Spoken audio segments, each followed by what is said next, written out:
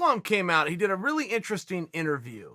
And Islam was talking about Conor McGregor and would he like to face Conor McGregor? And he was really open and he said, yeah, sure. He said, you can make some good money fighting Conor.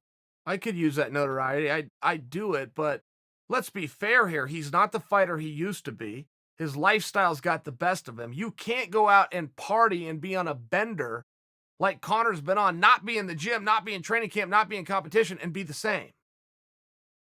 And that was kind of his final thought, but it was very hard to read that and not logically concede that he's right. We know that we don't get better as human beings at doing something by not doing it. So before we even get to the partying and the drinking of Conor, the mere fact that he hasn't been in there and doing it does bring up a fair point to Islam. I think I would counter that point, though, by saying we don't actually have evidence of that. Logically, it seems to make sense. But many of us are make-believing that Conor is out every night at a different bar drinking whiskey until 3 a.m. And for Conor's part, I think he's done a very good job of giving us that perception. But I would ask, have any of us been with Conor McGregor at a bar drinking whiskey till 3 a.m.? Where are the witnesses to this? It seems as though every time Conor goes out, it ends up on some tabloid or some level of social media, or maybe he gets handcuffed, but then we draw the conclusion that he's out and doing that every night. I'm just offering for you. I don't know that we have that evidence. We have evidence of a guy who's branded himself as a cage fighter, and we have evidence of a guy who's now in the whiskey business, and he seems more than happy to merge the two, but I don't know that we actually have seen that as proof.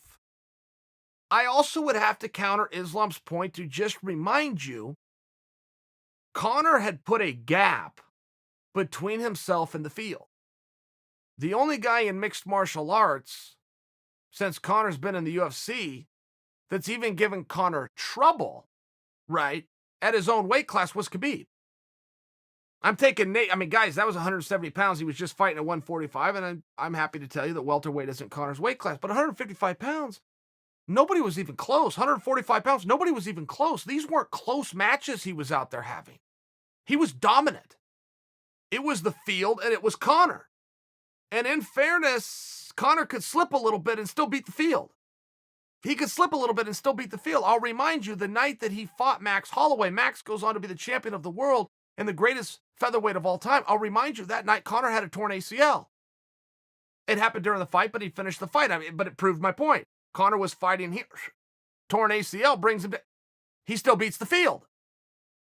He had room. There was room in there. Yes, how good is Conor McGregor? It's a very real thing. Khabib wasn't a great matchup. I'm making excuses for Conor and what happened there. I saw what happened there. But a belief that Conor is out and he's just been a drunk on a bender, I would just remind you, we don't actually have evidence of that. There is a bit of an allure that has been created that's also been very helpful for marketing when you're now in the whiskey business. It could also be true. Maybe that's why that phenomenon is out there. But evidence-wise, we don't have that.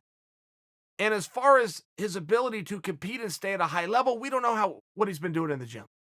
At one point, his own coach spoke about that and wasn't crazy about what he was seeing. But then his coach came back, Coach Kavanaugh, who's known for his candor, his coach came back and said, I'm happy now. I like what I'm seeing now. I like the discipline now. He's here on time now. He doesn't leave early now.